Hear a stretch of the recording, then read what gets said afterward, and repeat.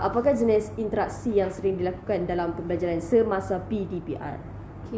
Jenis interaksi yang masa PDPR ada sehala, ada dua hala. Dia pelbagai lah, ada yang pelbagai hala. So depends on pembelajaran masa tu lah. Okay. Apakah interaksi yang paling berkesan lah pendapat cikgu untuk pembelajaran murid-murid semasa PDPR? Bagi cikgu interaksi sehala pun okey, dua hala pun okey sebab on certain topic kita perlukan cikgu yang interact seorang-seorang, bagi info, bagi macam teori-teori semua tu kan. Dan kalau dua hala pun okey, macam untuk dapatkan feedback balik dari student, dia faham tak apa yang cikgu dah pok-pek kat depan tu, dia masuk tak dalam kepala dia apa yang cikgu ajar tu. Okey, apakah reaksi murid-murid sewaktu cikgu mengaplikasikan interaksi dalam semasa PDPR tu? Okey, kalau interaksi sehala, pelajar akan macam boring lah. Kita boleh tengok kan. Kalau even dalam kelas pun kalau kita buat sehala, mereka pun akan boring. Kalau kita buat interaction dua hala, mereka akan lebih alert sebab mereka anytime je cikgu akan tanya mereka macam tu kan. Bagaimanakah cikgu-cikgu mengamalkan interaksi dalam pembelajaran semasa PDPR? Macam contohlah salah satu pembelajaran yang cikgu dah pernah buat. Interaksi dua hala lah. Dengan sebagai contoh macam mengadakan game, quiz ataupun sembang ke. Okay. Kita buat macam sekolah ni dia ada easy ticket. Kita bagi apa tu, value berapa 1 ke 10, berapa yang faham. Okay, kalau faham sangat 10 macam tu lah. So kita macam tu lah easy ticket. Okay.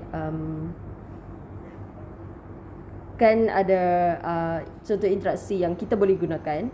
Kalau contoh interaksi yang kalau boleh nak dielakkan sewaktu pembelajaran semasa PDPR ni apa? Bagi cikgu interaksi murid pelbagai hala. Sebab kita tak boleh nak control. Kalau dalam kelas kita boleh control kan. Okay, dalam PDPR ni online ni kita tak boleh nak control budak. Kalau kita buat pelbagai hala dia tak boleh control. Kalau kita dua hala okey boleh control. Sehala okey. Lah. Pada pendapat cikgu, adakah interaksi ni penting dalam proses pembelajaran semasa PDPR? Okey, bagi cikgu sangat penting lah sebab kita PDPR bukan tak sama dengan bersemuka. Bila bersemuka kita boleh nampak seorang-seorang budak tu. Bila PDPR kita kadang dia pun tak buka kamera pun. Kita just dengar suara je. Kalau kita tak ada interaksi dengan depa, macam kita tak boleh tahu depa punya ni lah takat mana depa belajar, objektif kita tu tercapai ke tak kan. Objektif pembelajaran kita tu tercapai ke tak. Jadi interaksi yang dilakukan dengan student ni agak sukar lah. Sangat. Okay, apakah cabaran cikgu yang paling susah lah semasa mengaplikasikan interaksi bersama pelajar ni? Sebab student ni sometimes dia tak seimbang, tak konsisten semasa PDPR lah sekalinya. Masa PDPR kehadiran tak selalunya penuh. So untuk kita dapatkan satu macam mana, macam kita nak tahu student kita betul-betul faham dah apa yang kita belajar tu, dia kadang-kadang budak ni masuk, esok tak masuk pula. Okay, apakah jenis interaksi yang sering dilakukan dalam pembelajaran di sekolah ni? Ada banyak, ada interaksi satu hala, ada interaksi dua hala, ada interaksi pelbagai hala. So bergantung pada cikgu tu lah. Cikgu tu nak ikut keadaan kelas dan murid-murid. Salah satu interaksi yang paling berkesan dalam sekolah ni apa tu? Interaksi dua hala. Sebab bila interaksi dua hala, guru boleh tahu feedback daripada murid-murid supaya boleh buat perbaikan. Macam mana pula dengan reaksi murid-murid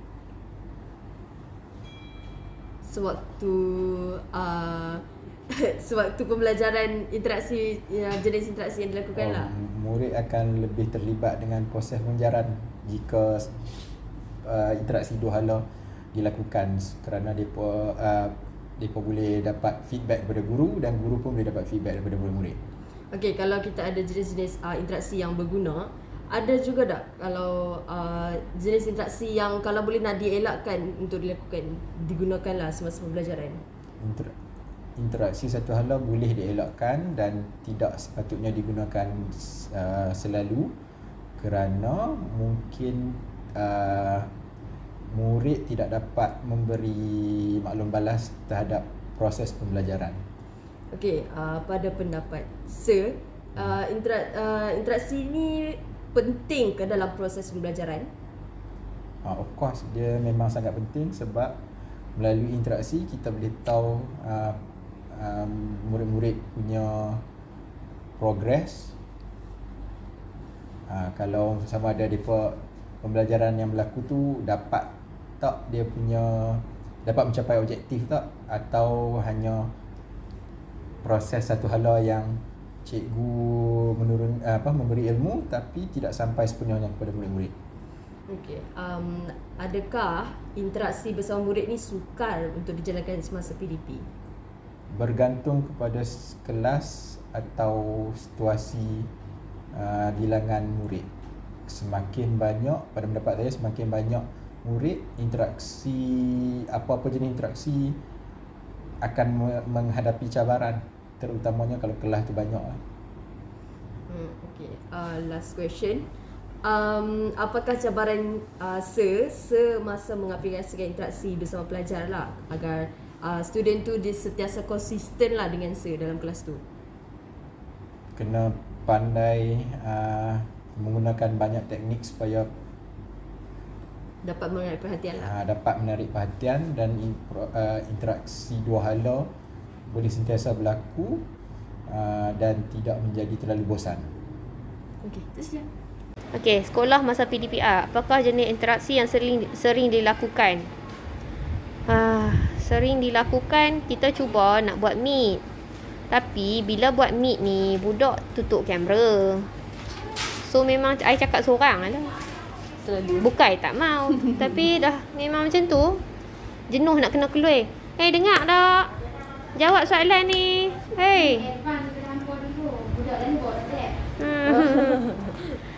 Interaksi yang paling berkesan untuk pembelajaran. Sebenarnya macam tu lah. Sebenarnya meet tu is the best lah. Tapi budak pun malas Memang habis-habis. Takkan kita nak spend time. Siti Panggil ada tak ni Siti? Tu 5 minit dah. Betul. Apakah reaksi murid-murid apabila guru mengaplikasi interaksi dalam semasa PDPR? Itu sama je soalan dia. Lebih kurang. Tapi online memang masalah lah. Online memang budak mandom. Nak buat macam mana? Kita nak paksa dia buka kamera. Sebab semua tu makan data. Kan? So kita memang kita salah. Kamera dia mengganggu line tu sama kan? Jadi susah. Dia jadi payah. Kita semua tutup kamera. Buka set saja. Apakah reaksi murid-murid apabila guru mengaplikasikan? Guru mengamalkan contoh-contoh interaksi yang perlu dielakkan. Ni lebih kurang sama kan? Tapi saya cakap in general lah PDPR ni. PDPR ni okay. PDPR ni sebab kita kena hormat lah budak. Kita tak boleh lah macam force them to like I nak buat meet ni, macam mana pun you maksud. Tak boleh lah sebab kita kena faham. Bukan semua orang background senang. Betul. Kan? So kita try nak faham, tapi in like by doing that kita kena sacrifice some things lah. Budak tu jadi tak tahuan lah in the end kan. Budak tu maybe kita pun tak tahu dia buat kerja ke tak ke, macam tu lah. So orang yang submit kerja tahu dia minta kat kawan dia saja ke kan, dia copy. Memang ada budak yang macam ada I minta snapshot of apa dia punya kerja tu, budak tu ambil je kawan dia punya, dia hide brightness tinggi sikit, so dia hantar. Macam tu. So dia assume kata kita tak tahulah. Macam tu kan. Okay. So PDPR ni memang bound to happen lah benda yang satu hala ni. Sebab kalau budak tu memang responsible, then it's fine. Tapi masalahnya banyak yang tak responsible. Sebab dia pun tak kisah. Macam ada one time tu I buat segala presentation lah. Presentation apa semua tu ambil masa. Betul tak? Tambah dengan anak kecil pakai. Time bila nak buat? Baru nak buat je. Mami. So kita buat. Okay, bangun awal pagi buat siap pun semua, record ni semua.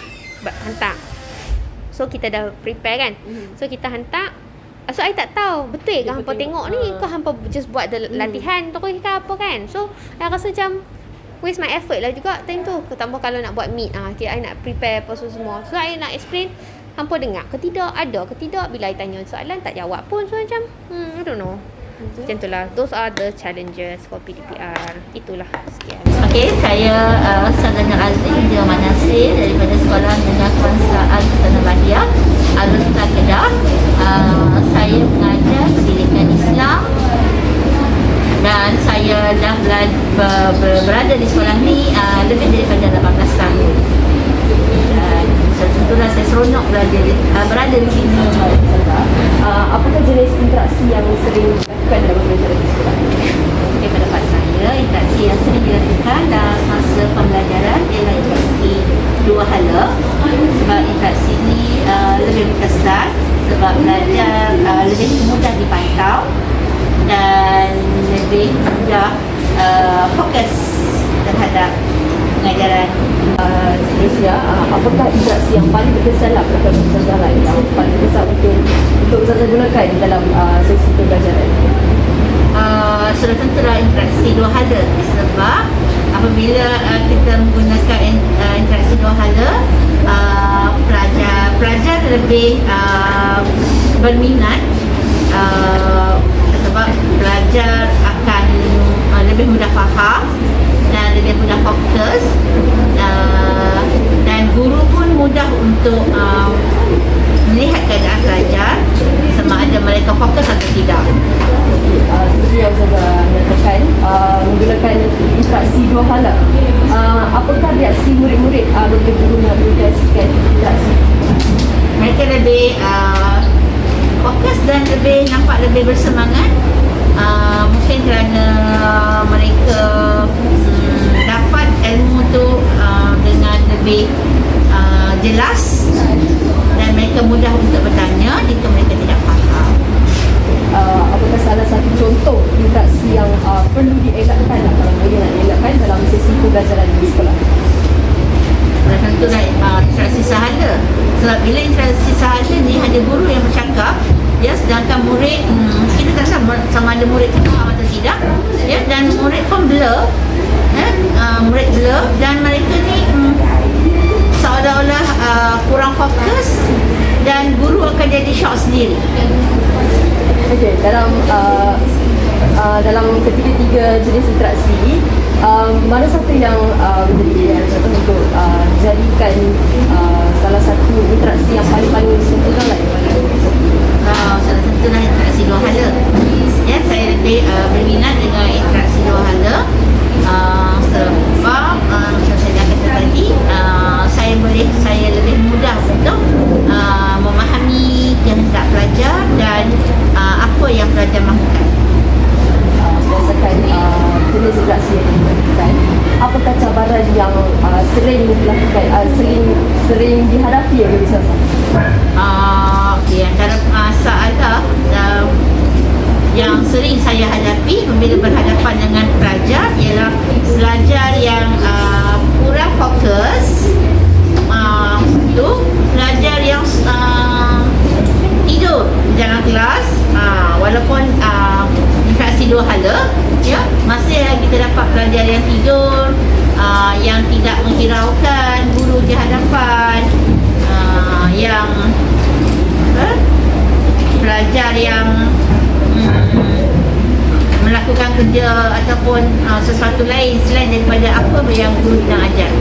Itu adalah merupakan masalah dalam pembelajaran, walaupun pembelajaran tersebut menggunakan interaksi dua hala. Okey, Assalamualaikum. Saya Cikgu Lili Arlina binti Muhammad Jaluddin. Saya guru Bahasa Melayu di SMK Sultanah Bahia. Yang sering dilakukan dalam pembelajaran di sekolah? Baik, jenis interaksi yang sering dilakukan di pembelajaran sekolah ini kebanyakan guru menggunakan interaksi dua hala, iaitu di mana guru memberikan arahan dan murid memberikan respon untuk menjawab sesuatu ataupun mempelajari sesuatu, menguasai sesuatu pelajaran. Next, apakah interaksi yang paling berkesan lah pada mereka cikgu untuk pembelajaran murid-murid di sekolah? Baik, yang paling berkesan of course yang interaksi dua hala, kerana apabila guru bukan guru sahaja yang berinteraksi tanpa respon dari murid, itu tidak akan menjadi lebih berkesan, kerana apabila mendapatkan respon dari murid, guru dapat mengetahui dan membuat aktiviti pengukuhan dan juga penilaian. Apakah reaksi murid lah sewaktu cikgu mengaplikasikan interaksi dalam kelas? Baik, kebanyakan murid, terutamanya murid-murid yang kelas yang lebih aktif, interaksi dua hala sangat berkesan dan murid akan sentiasa aktif dan memberikan respon dalam mengutarakan pendapat ataupun bertanya soalan. Apakah contoh-contoh interaksi yang perlu kalau boleh nak dielakkan lah mau kita buat dalam sesi pembelajaran di sekolah? Interaksi yang perlu dielakkan pada pendapat saya, interaksi sehala. Maksudnya hanya guru sahaja memberikan interaksi tanpa respon dari murid, kerana hal tersebut tidak akan berkesan dalam PDP dan kita tidak boleh mengukur tahap respon dan juga tahap penguasaan murid. Baik, seperti yang cikgu tahu, kita ada 3 interaksi. Dalam tiga interaksi tu, yang mana pendapat cikgu yang paling penting lah untuk proses pembelajaran? Ketiga-tiga tu boleh digunakan ketiga-tiga, tapi rasanya yang paling penting seperti yang cikgu kata tadi ialah interaksi dua hala, iaitu fizikal dan juga verbal dan sebagainya. Jadi dengan cara itu banyak perkara yang boleh dititik beratkan dan juga dinilai. Okay. Adakah interaksi bersama murid sukar untuk dijalankan semasa PDPR? Semasa PDPR diakui interaksi antara murid agak sukar kerana terdapat murid yang ada kekangan dari segi kemudahan internet yang laju, ada murid yang kekangan dari segi gadget dan sebagainya, tidak hadir ke kelas secara online secara sengaja dan sebagainya. Soalan last yang terakhir, apakah cabaran cikgu semasa mengaplikasikan interaksi bersama pelajar supaya student agar tetap konsisten lah dengan pembelajaran ini semua? Kesukaran dia ialah apabila kita perlu mengajar di satu kelas yang kebanyakan majoriti murid-muridnya agak pasif. Jadi cabaran pada mulanya untuk menjadikan mereka lebih aktif itu adalah agak sukar, tetapi lama kelamaan mengikut masa selalunya akan berkesan, yang pelajar malu pun akan menjadi lebih terbuka minda. Tapi itulah kesukarannya jika sikap pelajar itu sendiri yang agak pasif di dalam kelas. Okey, baik. Terima kasih. Sama.